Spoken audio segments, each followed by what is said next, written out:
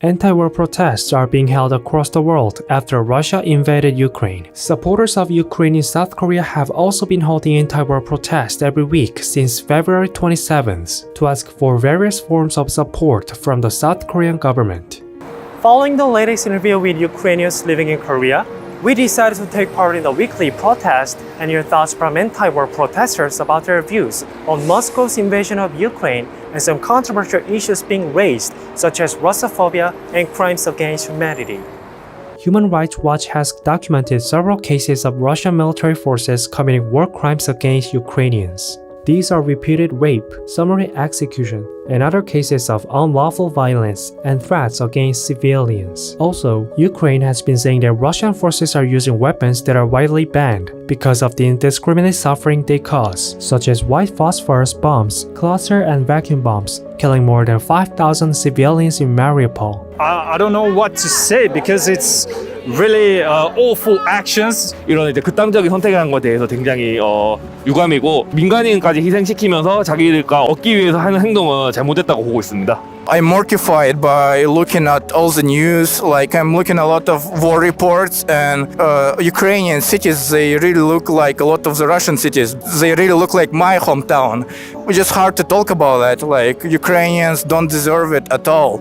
As Russia has intensified censorship and repression by blocking access to Facebook, Twitter, and Instagram, as well as passing a law that criminalized the dissemination of fake news about the Russian armed forces, Russians are being cut off from reliable information and silenced from speaking out. They passed a law which called a defamation of the Russian army or something. If you just like say no war, like or I don't support war, you can still like go to prison for that. The majority of the people actually just very scared because Putin made it impossible to speak against the war. You can face up to 15 years in jail if you will try to do so.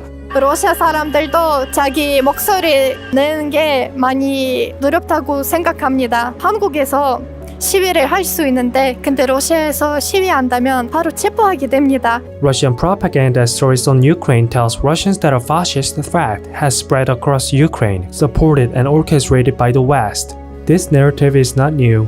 It has been told at least since 2014, starting with the Maidan movement, the annexation of Crimea, and the ongoing war in the Donbas. The Russian propaganda portrays Russia as a heroic fighter opposing Nazism and the West, and says Russia should liberate Ukraine. But do Russians really support the war in Ukraine? Do they blindly believe Putin's propaganda? Putin was doing this propaganda for 23 years, so like it's more than 20 years of brainwashing, and it was effective on some people, unfortunately. 제 생각에는 과반수는 믿지 않다고 생각합니다.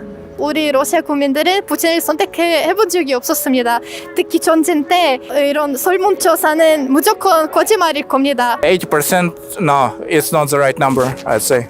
You get a phone call, do you support the operation in Ukraine? Up to 90% of some of the polls, people just hang up because it's whether you say that you support it or jail. Yeah.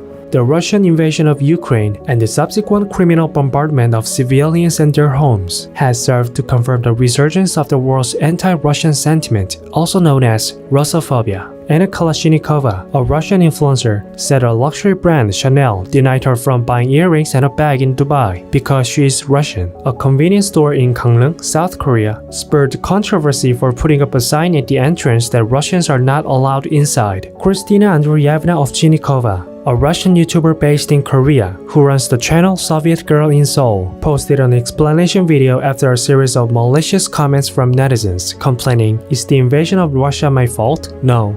I'm against xenophobia. It's not Russian fault about this war start, but Russians just should go to anti-war protests or some actions. Really don't understand people who just support Putin.